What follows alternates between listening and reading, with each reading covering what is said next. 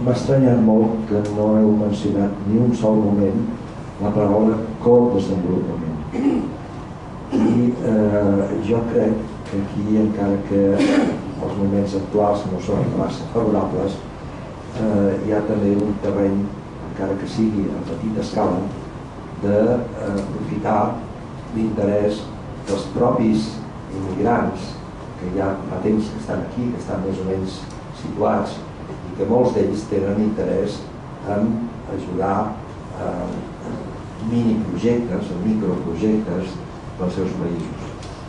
Concretament, a l'Associació Interculturalitat i Convivència estem posant en marxa una comissió de codesenvolupament que pretenem sensibilitzar no solament els immigrants, sinó tothom en general, però apuntant en els immigrants que coneixen les necessitats del seu país i que saben de llocs concrets, encara que sigui de petita escala, que poden agrair una aportació, doncs, ja sigui en espècie, ja sigui en diners, ja sigui en aportació personal, i d'això no n'heu parlat gens. Doncs m'agradaria saber què en penseu. És que no és d'ONGs, per tant no hem parlat tampoc de cooperació i de desenvolupament, hem parlat d'ONGs.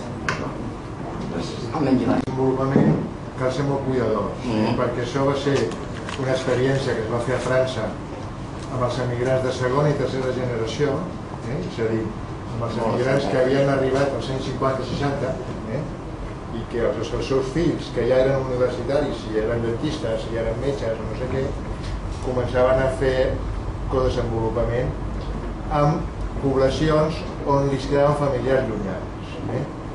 Trasladar això aquí amb emigrants que acaben d'arribar, que no tots tenen els papers en regla, que la majoria avui dia tenen un problema de treball bastant seriós i que tots tenen famílies directes al poble, és més complicat. Jo tinc experiències de que això ha servit per trencar associacions d'immigrants en pobles concrets, perquè tots volien fer el pou al seu poblet i no al del costat, amb la qual cosa hi havia baralles. És a dir, jo crec que és un tema interessant, és un tema que cal veure'l bé, amb bons ulls, però que cal ser molt cuidadors i que amb el Pla Director de la Generalitat, quan es va contemplar això, es van posar xifres molt modestes perquè la idea era aprendre del tema i no llançar-se com si allò fos la solució magnífica, perquè en principi a França cal dir que ha fracassat bastant això, cal dir que França ha fracassat bastant. Que porten poc temps, com diu el Tono, ja fan de codesenvolupament, ja envien els diners cap allà. Per tant, es dediquen a fer codesenvolupament cada dia i cada mes. Vull dir, per tant, això em sembla que és important, perquè, com deia el Tono, el traspassar experiències sol ser mal mètode, perquè no estem parlant ni de les mateixes poblacions, ni del mateix arraigambre, ni de la mateixa... Per tant, són coses diferents. Jo m'imagino els nostres immigrants a Alemanya o a Suïssa o a França, si algú els hagués anat a parlar de codesenvolupament, no? Quan enviaven els diners aquí tots a finals de mes perquè les famílies que tenien aquí poguessin viure, no? Vull dir que són temes delicats. Referent a aquest tema, penso que hi ha diferents realitats. Nosaltres treballem bastant i intentem que treballin els propis afectats del seu país, no? Perquè si no ens sembla que també desarticulem una mica el fet. I pensem que en aquest cas els joves hi estan molt vinculats en els projectes que des d'aquí es realitzen. I evidentment no realitza per on són ells, sinó per aquells projectes que desenvolupem a nivell general del país. I em sembla que és una manera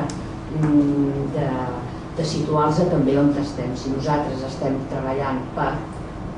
Jo penso que ells també han de col·laborar. En aquest sentit penso que tenim aquestes experiències.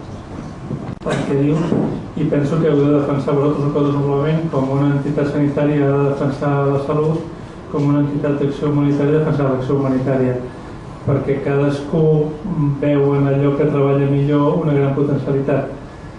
El que estàvem parlant del discurs d'aquí és que totes aquestes eines que són bones cal que les sobrepassem, el projecte, el codesenvolupament, l'acció humanitària, la salut i l'educació, perquè el que pretenem va més enllà, perquè no deixen de ser, com deia el Tom, començament, gotes d'aigua o petites intervencions que la globalitat de la necessitat són això, són exemplificacions de coses que podríem fer, però que els canvis els hem de provocar no ignorant això, sinó sabent-ho superar. És a dir, cadascú ha de fer el que sap fer, però sabent que cal anar a un grau superior i veure les coses, si realment el que volem, o sigui, si ens plantegem, no, mira, jo és que la meva proposta és que aquest poble de Burkina Faso tinguin un pou i no em demanis res més, bé, el codesenvolupament, l'acció humanitària, uns enginyers, probablement serà una bona estratègia. Al moment que estem dient no, és que volem un món on les desigualtats siguin menors, aquesta tasca que fem l'hem de poder acompanyar d'alguna altra cosa que almenys ajudi a provocar canvis més grans, perquè si no ens estem enganyant a nosaltres mateixos, perquè estarem solucionant aquest poblet de Burkina, però només Burkina tindrà 5.000 poblets més sense aquesta solució i no serem capaços amb les discapacitats d'arreglar-ho, no? És una mica o sigui, no hem parlat d'això, tampoc hem parlat d'acció humanitària ni de salut ni d'educació, sinó de com abordem des de les entitats aquesta sensació de que ens cal donar un pas més amunt sense que deixem de fer això que estem fent. Segueixo donant paraules després ara que retorno al Vinoves, que... Hola, no coneixeu. Hola, només un parell de preguntes molt fàcils. En primer lloc, com veieu que es pot recuperar el suport social de la ciutadania, el suport social de tota la gent que hauria d'estar exigint que en època de crisi també cal mantenir la cooperació per al desenvolupament i per tant de quina manera, quines estratègies teniu les ONGs pensades per tenir incidència política sobre la gent, la massa crítica, aquelles persones que a través de les seves mobilitzacions, del seu vot o de la seva participació facin inviable passos enrere, ja sigui a les institucions o a les pròpies empreses. I en segon lloc m'agradaria que féssiu una reflexió al voltant de com veieu aquestes noves tendències que hi ha de finançar amb fons públics entitats que no siguin no lucratives, és a dir, empreses per generar desenvolupament als països del sud. Si creieu que és una bona estratègia o creieu que en aquest canvi que és equivocada, no? Si creieu realment que cal continuar finançant amb fons públics només entitats sense afany de lucre per generar desenvolupament o creieu en canvi que hi ha altres actors, com les empreses, per exemple, que també poden tenir paper. Són coses que estan passant aquests dies i que se'n parla molt sovint. I finalment, una darrera reflexió. Com creieu que es pot incidir cada cop més en temes de pau? És evident que davant d'una situació de crisi com la que tenim en aquests moments, algunes dades poden aparèixer com realment obscenes, com és les despeses militars que dediquen a estats com l'estat espanyol. Si també creieu que és una oportunitat evidenciar aquestes despeses i, per tant, altres espais de retallades amb el que serien els pressupostos públics i, per tant, també fer una especial atenció cap a la cultura de pau, l'educació per la pau i, en aquest sentit, doncs, que hi hagi cada cop més vincles i més aliances entre la cooperació per al desenvolupament i la lluita per la construcció de la pau. Fàcils no són, Tens alguna més? I són fàcils. A veure, jo només unes quantes de totes les que has fet. Jo penso que precisament la Federació Catalana d'ONGs, en aquests moments presidida per Francesc Mateu, ha vingut fent una campanya de denúncia precisament de les retallades. I no ho hem fet sols com a Federació Catalana, sinó que ho hem fet, això ho dic jo perquè queda lleig que ho diguis tu, perquè és el president, no? I ho ha fet precisament amb un gran esforç de relació amb altres sectors socials, de sanitat, d'altres sectors que estan sent amenaçats per la crisi. També és cert que s'han fet grans esforços, i això ho deia el Ton Alvareda també, en fer que tot el tema, per exemple, de despesa militar, objecció fiscal, etc., fossin temes que es tractessin a cooperació. Òbviament que la gent no tindrà mai el conjunt de les dades que es poden tenir, perquè a mi quan parlem de crisi i quan parlem de retallades hi ha coses que em fan moltíssima gràcia, i és dir, retallem i fem fora gent de l'Agència Catalana de Cooperació però contractem 600 Mossos d'Esquadra més. Potser deu ser per fer buidar places més ràpid, ser més eficients, no? Però contractem això. Retallem el 55%, ens han retallat? El 55% de cooperació, però perdem més de 400 milions per la llei de successions. Aleshores, això és el que la ciutadania ha de saber. O sigui, que hi ha crisis i que s'han de fer algunes retallades, això ningú posa en dubte. El que posem en dubte són les prioritats amb les que es fan les retallades. I això és el que hem de denunciar contínuament i tenim datos concrets. Dates concretes, i això s'ha de fer. Vull dir, és impensable pensar que la gent que viu millor i que té més diners paguen menys impostos. No, no és de rebut. No és de rebut. Vull dir que jo penso que aquestes són qüestions que haurem d'anar treballant molt més intensament.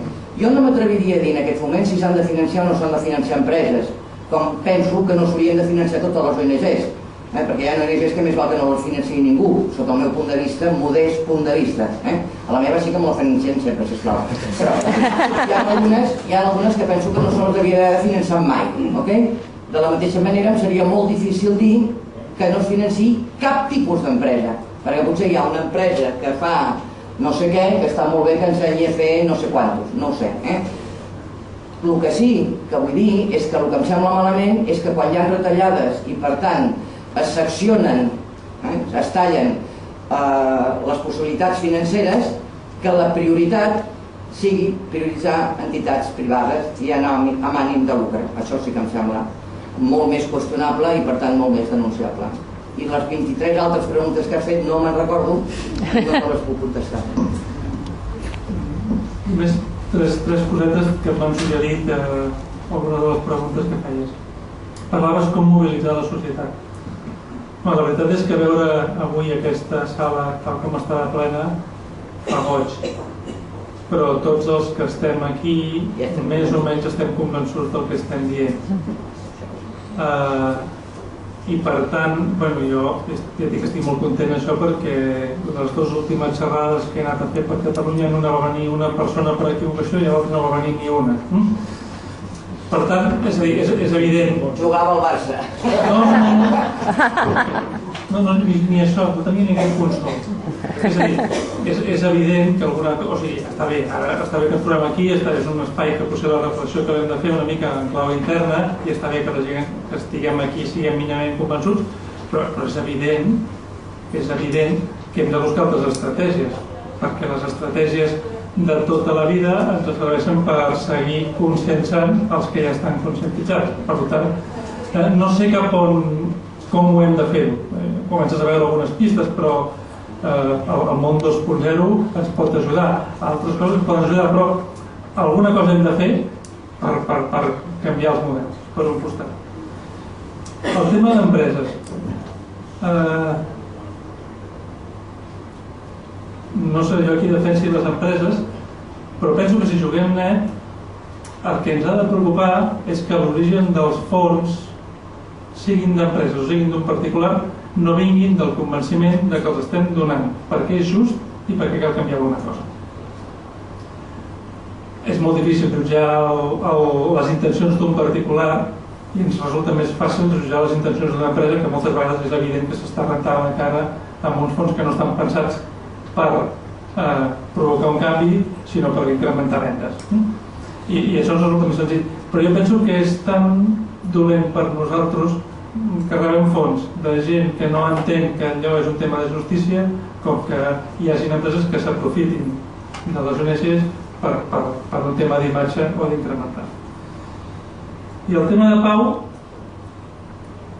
jo t'he de dir que una de les coses que més m'ha impressionat de la plaça Catalunya, i jo recordo que hi vaig anar el primer dia quan hi havia 8 persones i he seguit anant, ha sigut que les consignes potser hi havia 2 o 3 consignes bàsiques al Parc de Catalunya. Una d'elles era la no violència. I és la primera vegada que vaig a una concentració d'aquest que d'entrada la gent no diu, no, mira, aquí una consigna bàsica és la no violència. No dic que això sigui fruit del treball de les ONGs únic exclusivament perquè no seria just, però sí que s'ha treballat molt i que per tant, de tant en tant, un símptoma així sí que em fa pensar que alguna cosa està canviant, perquè de les 2 o 3 consignes que hi havia molt clares, una era aquesta de que amb violència no progressarem en aquest canvi. Si es poden financiar diners de la cooperació pública les empreses, bueno, jo el que vull és, independentment de si això estaria bé o malament, jo crec que hi ha una qüestió important, que és recordar que hi ha una llei de cooperació catalana que diu que no es poden financiar entitats amb ànim de lucre i que aquesta llei es va aprovar per consens. Llavors, qualsevol modificació de la llei de cooperació a mi m'agradaria en el futur que es fes també per consens, perquè si no, hem tingut l'avantatge amb els temes de cooperació de que sempre hem anat molt en consens i hem aconseguit que tots els partits apoyessin els temes, no? Sobretot la llei. En l'últim pla director va haver divergències perquè estaven a punt de fer les eleccions, però en general sempre s'han aprovat les coses per consens. M'agradaria que això pogués continuar en el futur. De tant en tant, tornar a posar sobre la taula. Parlàveu de la incidència política, és un... Sí, és tot que està al món de la cooperació, sap que cal fer política, però en canvi hi ha una tradició, a part de consensos, de partidisme. No? I de partidisme està. Doncs clar, quan un constata el canvi que suposa que guanyi el Lula a Brasil amb les condicions de vida dels brasilenys i amb el nivell de desenvolupament a Brasil, per posar un exemple poc discutible, una arriba a la sensació que potser hauríem de trencar el tabú aquest perquè hi ha opcions polítiques millors que altres. I llavors, clar, si volem canviar les coses però no ens hem de mullar amb opcions polítiques, hi arriba un moment que a mi em sembla contradictori. Què et penseu?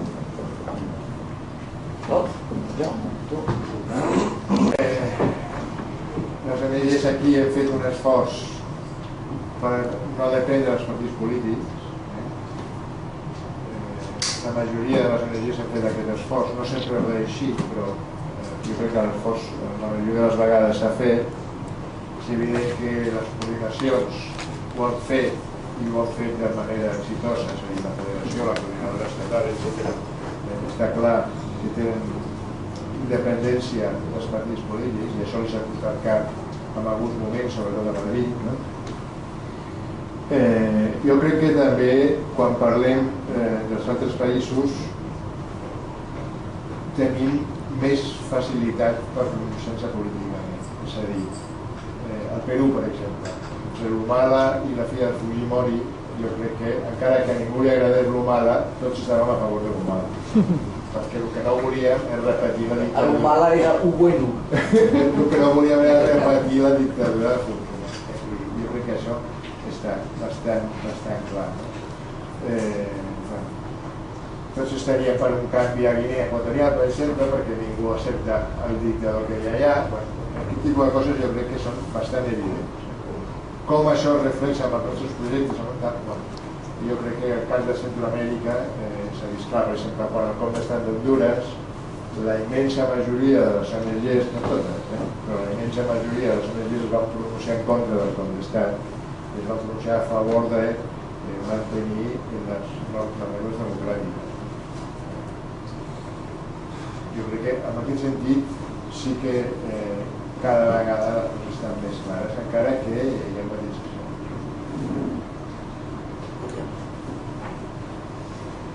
Jo no he entès la pregunta. Sí, no dic perquè o no he entès la pregunta o no he entès la resposta. Jo m'ha semblat entendre que tu preguntaves per què les ONGs aquí a casa nostra al nord no ens mullem més amb els partits.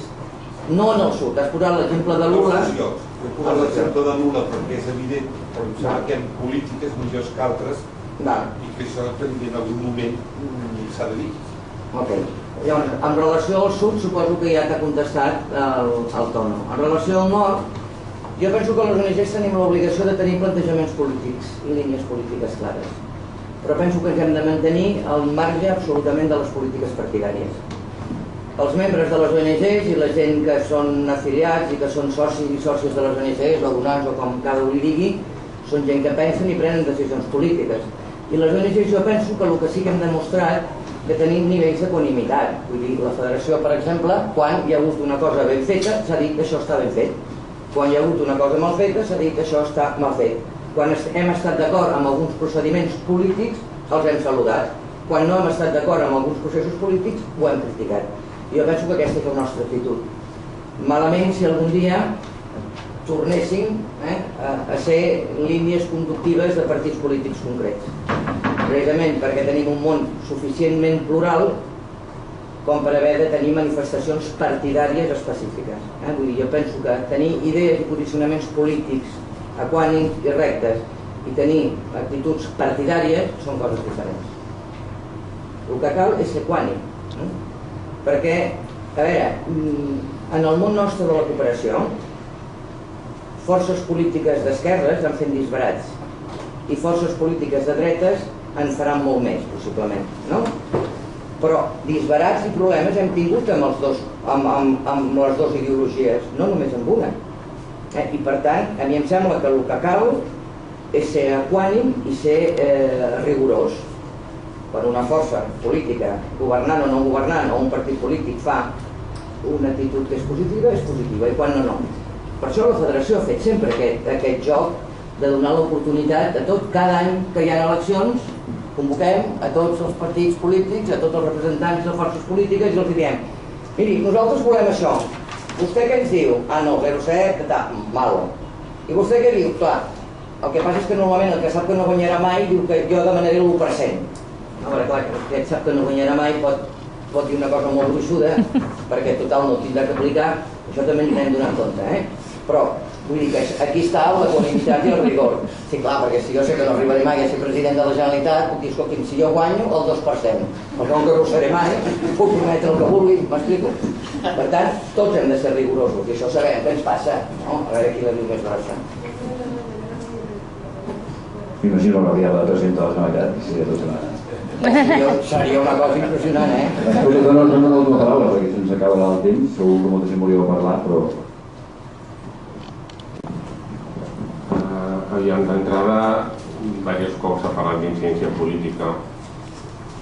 Jo soc dels que pensa que per erradicar la pobresa cal una opció política, que la política, només la política la pot erradicar, no?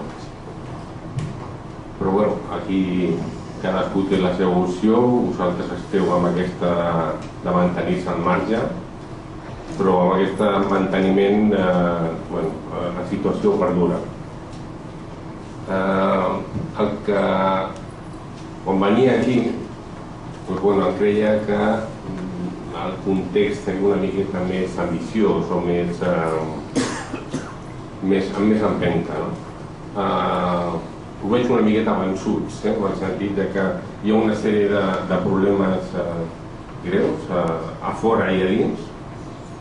Esteu portant endavant una sèrie d'entitats importants de pes específic i amb un pes de justícia important que penso que teniu que fer valer i que d'alguna manera això ho teniu que treure i teniu que dinamitzar-ho.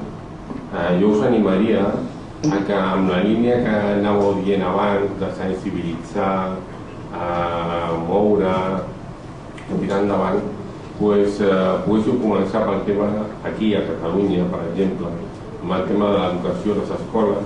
Tenim molta més repercussió des de les escoles de primària, secundària, universitat, escoles superiors i tota mena d'entitats aquestes educatives. Crec que és un factor important on es pot començar a fer incidència És una pena que vagis a llocs a fer conferències i que hi hagi una persona o dues, no? Si m'avises, jo també aniré. Hi haurà una miqueta més de gent. No, potser el que hem de fer és no fer conferències. No estem vençuts i estic d'acord que potser el to que estem plantejant aquí dalt pot semblar un to pessimista. No estem vençuts perquè si no, no hi seríem. Si hi som és perquè ens ho creiem. Ara, t'enganyaria si et diria que no estem preocupats. Vull dir, és un moment en què les coses estan complicades a nivell de la reflexió interna, estan complicades a nivell financer, estan complicades a nivell polític, estan complicades a tots els nivells, a nivell social, i tothom diu, no, això serà una oportunitat. Bé, serà una oportunitat el dia que jo vegi que serà una oportunitat. Ara és una preocupació, serà una oportunitat o no, és a dir, ara és una preocupació. I hem de veure, i esclar, us enganyaríem, però vençuts no estem, i a més estem amb molta energia, però també sent conscients de quines són les capacitats i mirant i amb preocupació, per veure on hem de posar l'energia per desencallar coses. Perquè hi ha moltes coses per les quals anem provant coses, totes les entitats, la Federació té alguns projectes que van testejant coses que pensem que funcionen, però no tenim un full de ruta claríssim de cap on anar. Estem en un moment que sí, jo no tinc inconvenient en reconèixer que ens preocupa i que moltes vegades me diuen el discurs aquell, serà una oportunitat o no, ja ho veurem, no sé si serà una oportunitat, realment ara és una situació en la qual no hi ha una claredat absoluta de quines són les estratègies que hem de fer per seguir o per ajudar a aquest canvi, i que les coses que hi ha al nostre entorn ens donen la sensació que no ens estan ajudant gaire a tirar endavant això. Per tant, sí, preocupació sí. No voldria passar que es confongués la preocupació amb el pessimisme, perquè la veritat és que si fóssim pessimistes, la major part dels que estem en aquest sector hi estem perquè volem i perquè ens ho creiem. I el dia que ens desanimem, pleguem, perquè això és inaguantable si no t'ho creus i tens molta esperança. Per tant, insisteixo, preocupats sí, però vençuts, t'asseguro que no. Jo penso que estem també, a part de cansats, avui estic cansat dijous, és ja fatal, estem desconcertats. Jo penso que a mi no em fa por dir que estem desconcertats. Abans ens ho deia el Tono Vareda, no? Mirem el món i estan passant coses al món que ens han sortit com un bolet, no? Tunísia, no? Què està passant, no? Dèiem aquí no es mobilitza ningú, no es mobilitza res, i de cop ens surt, cada un li agradarà més o menys, els indignats i les indignades. Bueno, i ens plantem a la plaça, els indignats i les indignades, ens plantem a la plaça Catalunya a veure què fem. Una altra cosa és com acabarà, però hi ha hagut una reacció, no? Per tant, hi ha un desconcert de dir, a veure, aquesta població que deien passiva, no sé què, no sé quantos, explota en un moment donat, actua, no sé com acabarà, però ja em sembla bé el que ha passat. L'únic que no em sembla bé el que ha passat són els Mossos d'Esquadra traient-nos a bufetades, però la resta em sembla molt bé el que ha passat. Acabi com acabi, ja em sembla bé. És un fenomen que dius, bueno, hi ha alguna cosa, hi ha una rauxa, hi ha una preocupació, hi ha una motivació, no? I desconcert també perquè com conjuminem la por, o sigui, la crisi ha aconseguit tornar-nos covards. La crisi ha aconseguit que la gent tingui més por de la que tenia, por a perdre el que tinc, por a no poder entrar, por a no sé quantos. Però després surten els indignats, clar que no són 6 milions, són una mica menys, no? Almenys els que estan a les places. Però bueno, dius, com conjumino aquesta por que ens creiem que feia la gent defensiva, de cuidar-ho, anem en compte i tal, amb aquest moviment d'indignació gran. Vull dir, clar, això dius, a veure, com ho mengem això, no? Quines són els camins que ara hem d'enfocar per realment recollir aquesta sensibilitat, formar part d'aquesta sensibilitat, i no només formar-ne part, sinó intentar donar-li alguna forma, intentar donar-li alguna continuïtat que ens serveixi. No. Jo crec que estem preocupats, estem desconcertats, i jo crec que el motiu s'expressava molt bé amb la consigna que a mi m'agrada més de la plaça de Catalunya, que és Això no és una crisi, això és una estafa. Si voleu ara podem parlar 2 hores més sobre això. Això no és una crisi, això és una estafa on els bancs han sortit guanyant i a sobre li s'han donat els diners. Aleshores hi ha diners pels bancs, a nivell mundial, a nivell europeu, a nivell Estats Units, no hi ha diners per res més. Solament hi ha diners pels bancs, que són els que han provocat la crisi. Sigui de petita escala, que poden agrair una aportació, doncs, ja sigui en espècie, ja sigui en diners, ja sigui en aportació personal, i d'això no n'heu parlat gens. Doncs m'agradaria saber què en penseu. És que no és dur d'ONGs, per tant no hem parlat tampoc de cooperació ni de desenvolupament, hem parlat d'ONGs. Almenys abans. Desenvolupament cal ser molt cuidadors, perquè això va ser una experiència que es va fer a França amb els emigrants de segona i tercera generació, és a dir, amb els emigrants que havien arribat als anys 50-60 i que els seus fills, que ja eren universitaris, i eren dentistes, i eren metges o no sé què, començaven a fer codesenvolupament amb poblacions on li quedaven familiars llunyans. Trasladar això aquí amb emigrants que acaben d'arribar, que no tots tenen els papers en regla, que la majoria avui dia tenen un problema de treball bastant seriós i que tots tenen famílies directes al poble, és més complicat. Sol ser mal mètode, perquè no estem parlant ni de les mateixes poblacions, ni del mateix arraigambre, ni de la mateixa... Per tant, són coses diferents. Jo m'imagino els nostres immigrants a Alemanya o a Suïssa o a França, si algú els hagués anat a parlar de codesenvolupament, no? Quan enviaven els diners aquí tots a finals de mes perquè les famílies que tenien aquí poguessin viure, no? Vull dir que són temes delicats. Referent a aquest tema, penso que hi ha diferents realitats. Nosaltres treballem bastant i intentem que treballin els propis afectats del seu país, no? Perquè si no ens sembla doncs, que també desarticulem una mica el fet. I pensem que en aquest cas els joves hi estan molt vinculats en els projectes que des d'aquí es realitzen. I evidentment no realitza per on són ells, sinó per aquests projectes que desenvolupem a nivell general del país. I em sembla que és una manera de situar-los també on estem. Si nosaltres estem treballant... M'ha estranyat molt que no heu mencionat ni un sol moment la paraula codesenvolupament. I jo crec que aquí, encara que els moments actuals no són massa favorables, hi ha també un terreny, encara que sigui a petita escala, d'aprofitar l'interès dels propis immigrants que ja fa temps que estan aquí, que estan més o menys situats, i que molts d'ells tenen interès en ajudar a miniprojectes o microprojectes dels seus països. Concretament, a l'Associació Interculturalitat i Convivència estem posant en marxa una comissió de codesenvolupament que pretenem sensibilitzar no solament els immigrants, sinó tothom en general, però apuntant en els immigrants que coneixen les necessitats del seu país i que saben de llocs concrets, encara que... Jo penso que ells també han de col·laborar. En aquest sentit penso que tenim aquestes experiències. Perquè diu, i penso que heu de defensar vosaltres el codesenvolupament com una entitat sanitària ha de defensar la salut, com una entitat d'acció humanitària defensar l'acció humanitària, perquè cadascú veu en allò que treballa millor una gran potencialitat.